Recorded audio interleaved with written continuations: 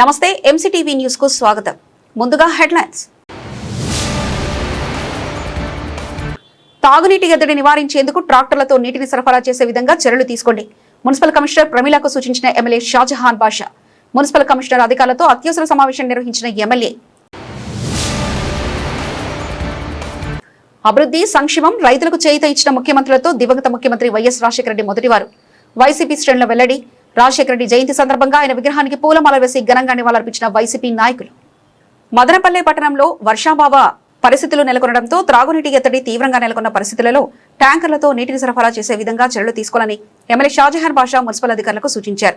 నేటి ఉదయం అత్యవసరంగా మున్సిపల్ కమిషనర్ సిబ్బందితో సమావేశం నిర్వహించిన ఎమ్మెల్యే మున్సిపల్ పరిధిలోని కాలనీలకు బహుదా పరివాహ ప్రాంతాల నుంచి ట్రాక్టర్లతో నీటిని తరలించి ప్రజలకు అందించేందుకు చర్యలు తీసుకోవాలని సూచించారు.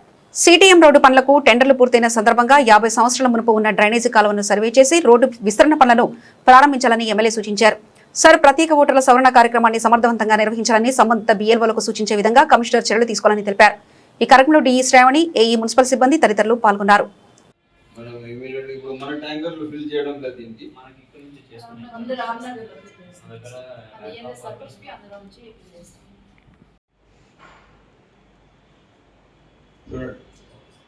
చూసి నాకు ఎట్లయితే చేస్తారు CTM road top priority commission గారు. ఇప్పుడు ఇమీడియట్గా ఎంత త్వరగా వర్క్ కంప్లీట్ కావాలా, కాలువ కంప్లీట్ కావాలా, రోడ్ వేస్తాం. వాళ్ళకి రోడ్ వచ్చిందే అదే కాదు, మళ్ళీ వెయిటింగ్ చేయమని రోడ్ ఈ ఏమైనా కానీ మిగతా ఈ ఏరియాని ఇంటర్లింక్ చేయలేము. ఏమి వెనకాల నుంచి రెడ్డిస్ కానీ ఉంది సార్, అక్కడ డ్రై అయిపోయింది సార్. నాకు బోర్లేసి డైరెక్ట్ మోటార్ డ్రై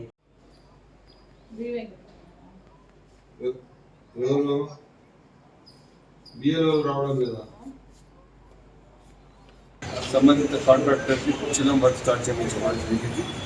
అక్కడ కొద్దిగా కాల్లో కూడా ఎన్క్రోచ్ చేయింది.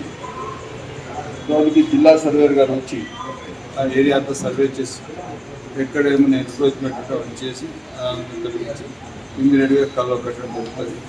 నేను సిటిఎం రోడ్ ఉన్న ఇక్కడున్న ఏదైతే షాప్ రూమ్స్ అందరికీ దయచేసి మీకు ఇప్పుడు వన్ సైడ్ వ్యాపారమే జరుగుతుంది. మీరు దయచేసి అందరు సహకరించండి. మనము ఒక మంచి road beautification, centre divider, butterfly lighting అంతా ఇస్తాము. రేపు టూవే ఉన్నప్పుడు వ్యాపారం ఇంకా బాగా జరుగుతుంది, మీరందరూ బాగుంటారు. దయచేసి సిటిఎం రోడ్లో ఉన్న వ్యాపారస్తులందరికీ సరైన నేనే మళ్ళీ మీ దగ్గరికి వస్తాను. తప్పకుండా మీరందరూ సహకరించాలని చెప్పి కోరుతున్నాను. అదేవిధంగా ఇంకా మిగతా వాటర్ సప్లై పైన కూడా మాట్లాడడం జరిగింది. 7 వచ్చింది ఫిల్లింగ్ స్టేషన్స్గా బోర్లు రెడీ చేశాము. కొన్ని ఏరియాలో వాటర్ డ్రై అయిపోయింది, అది దేవుని ఇష్టం ఏం చేయలేము. బట్ కాకపోతే ఆల్టర్నేట్ సోర్స్ ఇచ్చే బాధ్యత ఉంటుందని దానికి ట్రాన్స్పోర్టేషన్ కింద మనమే ఈరోజు కూడా 4 ట్రాక్టర్లు కొని ఇవి ఆల్రెడీ 7 ట్రాక్టర్లు మందిలో ఉన్నాయి. ఇవన్నీ రెడీ చేసి ఎంత త్వరగా రోజుకి ట్రాన్స్పోర్టేషన్ ద్వారా నీటి ఇచ్చేటట్టుగా చూస్తున్నాం. మిగతా ఏరియాలన్నీ 3 రోజులు 4 రోజులు గ్యాప్ చేస్తున్నాను. కొద్ది ఏరియాలు 12-15 రోజులు అయిపోయింది. ఆ 15 రోజులు సైకిల్ తీసుకొచ్చి మళ్ళీ 4 రోజులు తీసుకురావాలని అందరూ సహకరించని చెప్తారు. ముస్లిం మైనార్టీల అభివృద్ధి ప్రభుత్వ లక్ష్యమని ఎమ్మెల్యే షాజహాన్ బాషా అన్నారు. నేడు మదనపల్లి పట్టణంలో మున్సిపల్ ఉర్దూ ఉన్నత పాఠశాలలో జరిగిన టీచర్ ఎలిజిబిలిటీ టెస్ట్ ఉచిత మెటీరియల్ పంపిణీ కార్యక్రమంలో ముఖ్య అతిథిగా హాజరయ్యారు. ఈ సందర్భంగా ఆయన మాట్లాడుతూ టీచర్ ఎలిజిబిలిటీ టెస్టుకు హాజరయ్యే మైనార్టీ విద్యార్థుల కోసం ప్రభుత్వం మైనార్టీ మంత్రిత్వ శాఖ ఆధ్వర్యంలో ఉచితంగా మెటీరియల్ను రూపొందించి అభ్యర్థులకు ఉచితంగా పంపిణీ చేయడం జరుగుతుందన్నారు. ఉర్దూ భాషను మన రాష్ట్రంలోని అన్ని జిల్లాల్లోని ద్వితీయ అధికార భాషగా అమలు చేస్తున్న క్రమంలో వారి సౌకర్యార్థం అన్ని పోటీ పరీక్షలకు ఉచిత మెటీరియల్ పంపిణీ చేయడంతో పాటు ఉచిత శిక్షణా కార్యక్రమాలు నిర్వహిస్తుందని తెలిపారు. మైనార్టీ ఉర్దూ విద్యార్థులు వీటిని సద్వినియోగం చేసుకోవాలని కోరారు. ఈ కార్యక్రమంలో ప్రధానోపాధ్యాయుడు షాజహాన్, పఠాన్ మహమ్మద్ ఖాన్ తదితరులు పాల్గొన్నారు.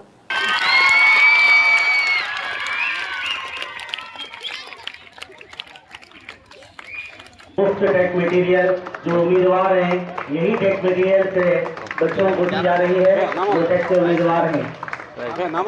बहुत ही दिल से उनका शुक्रिया अदा करते हुए शुक्रिया बोलो की बात है कि इनको मुफ्त में अपने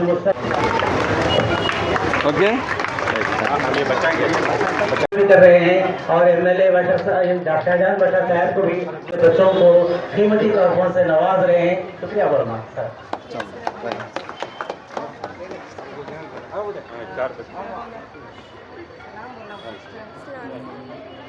पढ़ाने वालों को पहले पूरा इल्म की जानकारी होना चाहिए, इल्म उनके पास मुकम्मल होना चाहिए। जब उनके पास इल्म मुकम्मल है तो बच्चों को इल्म दिलाएंगी, जब उन्हीं के पास इल्म नहीं है तो कुछ भी नहीं कर सकते। ऐसे हालात नहीं बनना चाहिए।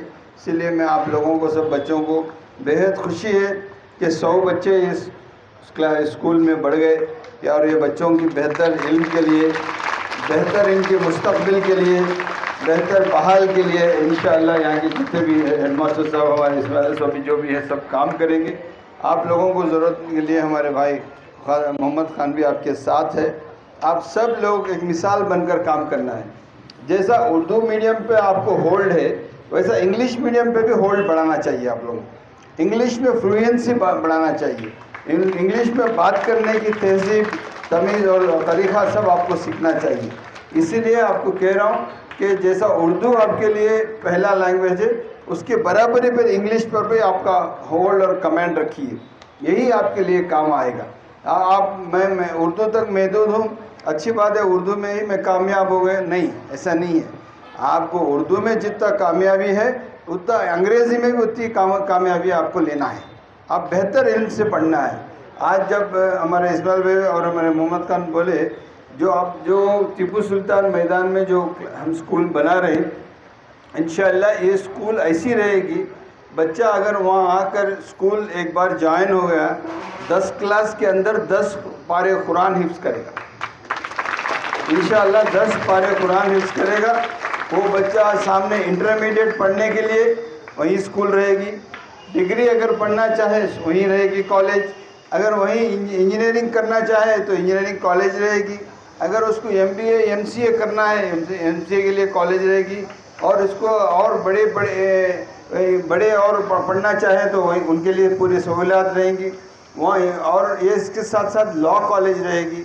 जितने भी जहाँ भी आपको कहीं बाहर जाकर पढ़ने की ज़रूरत नहीं है। हर दिन हम इसको एक डेवलपमेंट मोड पे लाएंगे और बेहतर डेवलप करेंगे। इंशाअल्लाह एक मिसाल रहेगी और इसमें सबके लिए है। अल्लाह का फरमान है, सल्लल्लाहु अलैहि वसल्लम की हदीस है, इंसान वो बेहतर है जो सबको लेके चले। हिंदू, मुस्लिम, सिख, ईसाई सबके साथ बेहतर इंसानियत जताना है, बेहतर मुसलमान बनना है।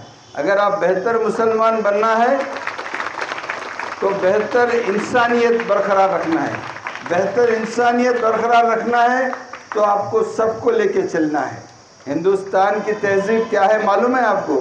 हिंदुस्तान की तहजीब गंगा जमुना तहजीब है कि सब एक साथ। అభివృద్ధి సంక్షేమం రైతులకు చేయూత ఇచ్చిన ముఖ్యమంత్రుల్లో దివంగత ముఖ్యమంత్రి వైఎస్ రాజశేఖర రెడ్డి మొదటివారని మదనపల్లె వైఎస్ఆర్సీపీ సమన్వయకర్త నిస్సార్ అహ్మద్ పేర్కొన్నారు.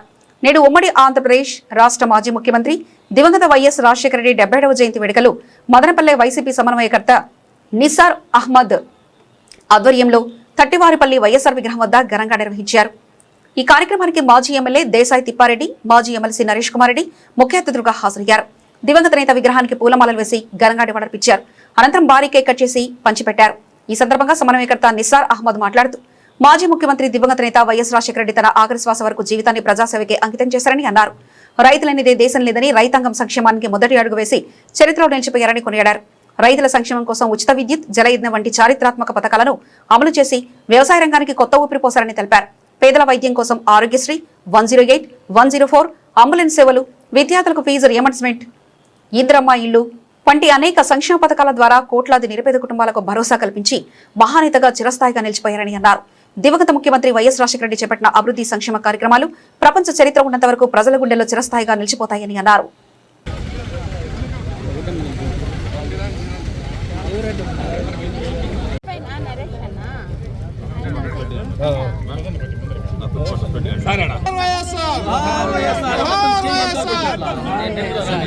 जोहार వైఎస్ఆర్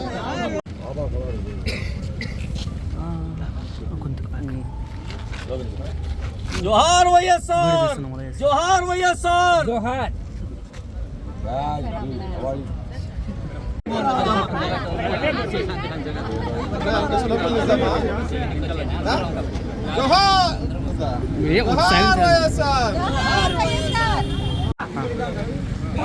अरे भैया भी आप मैडम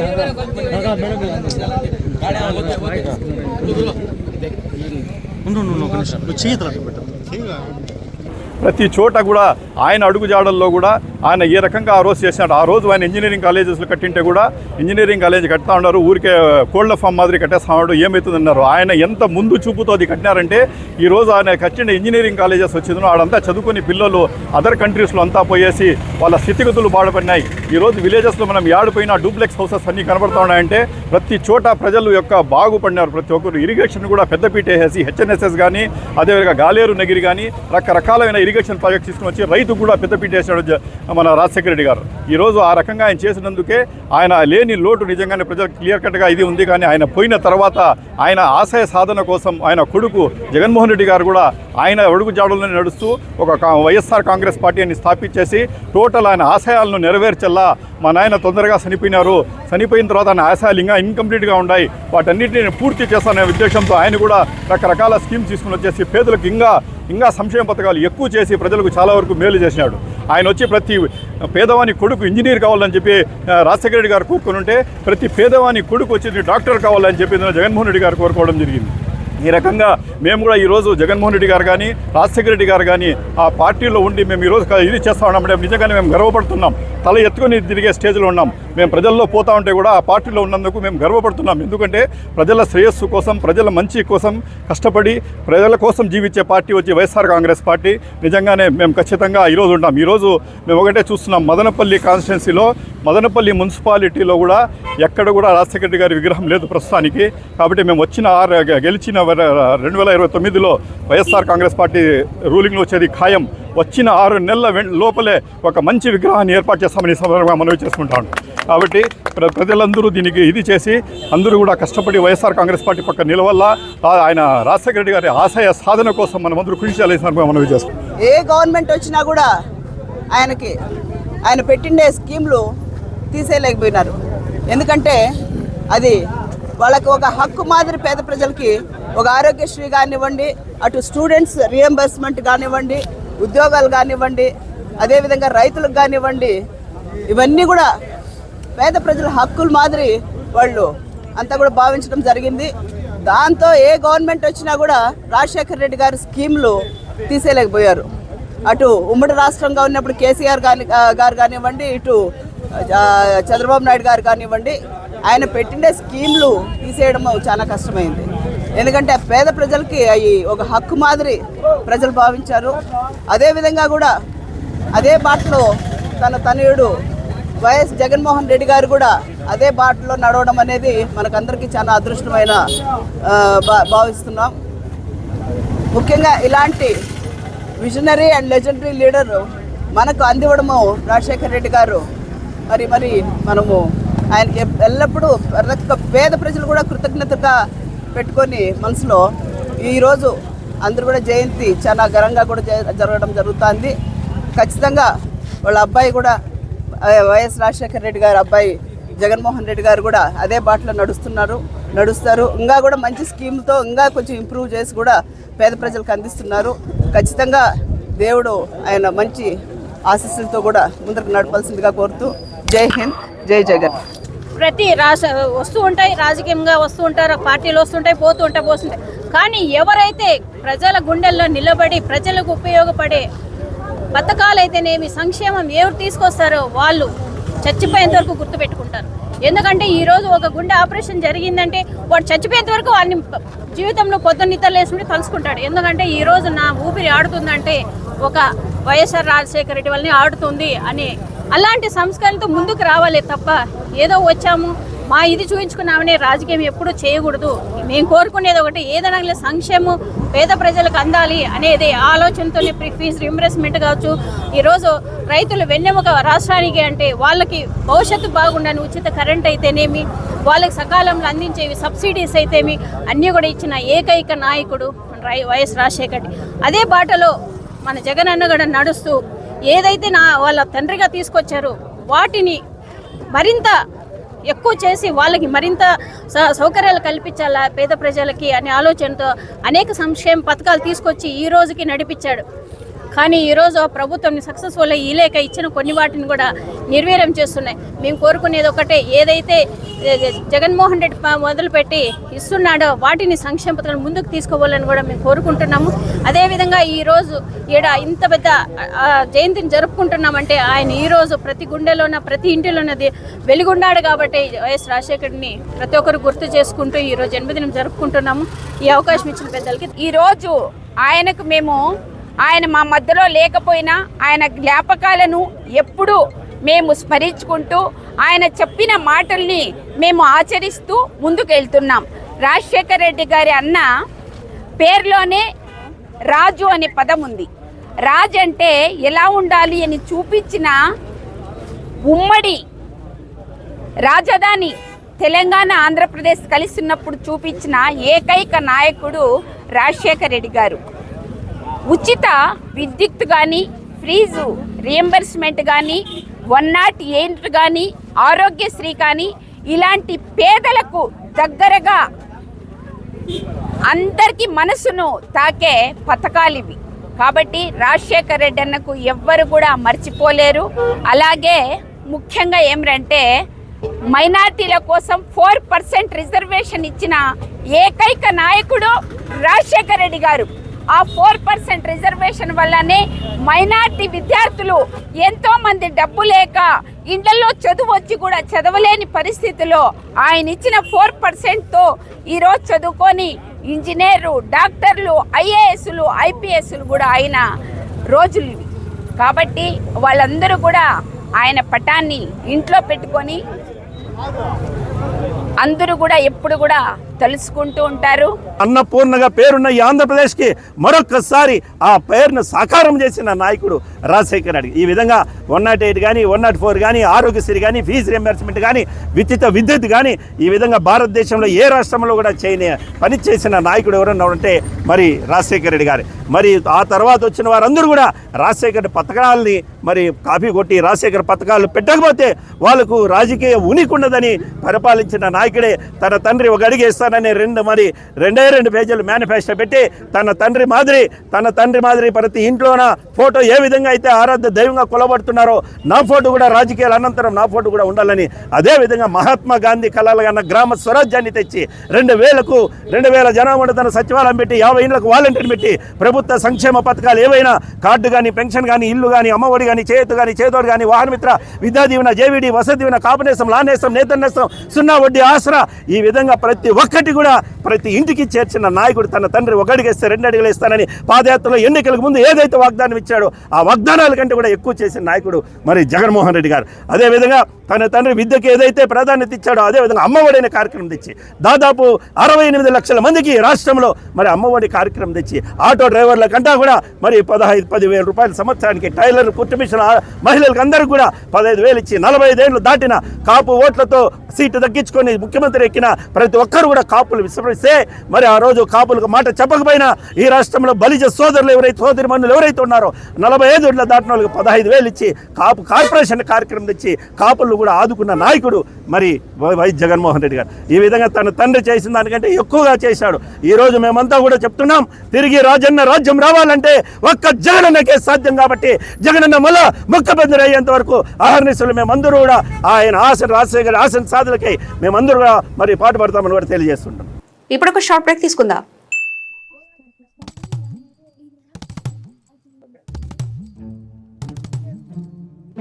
హేమో 20 + 5 ఎంత? 25 అక్క. బంటి 30 - 5 ఎంత? 25 అక్క. చిన్ని 23 + 2 ఎంత? 25 అక్క. రీతు 5 × 5 ఎంత? 25 అక్క. ఏంట్రా మిస్ 25 చుట్టూనే తిరుగుతుంది. 25 అక్క. 25 అక్క. ఏంటి 25 రోజులు అనుకుంటున్నారా? మదనపల్లి ఇమ్మాడిలో 25% ఆఫ్. మీకు వచ్చిన 25% వోచర్ని అదే రోజు రిడీమ్ చేసుకునే వండర్ఫుల్ ఆఫర్. అయితే టర్మ్స్ అండ్ కండిషన్స్ అప్లై. అయితే ఇప్పటి వరకు మీరు చూసిన ఎతికా కలెక్షన్ ఒక లెక్క అయితే గెట్ రెడీ ఫర్ ఎతికా 2.0.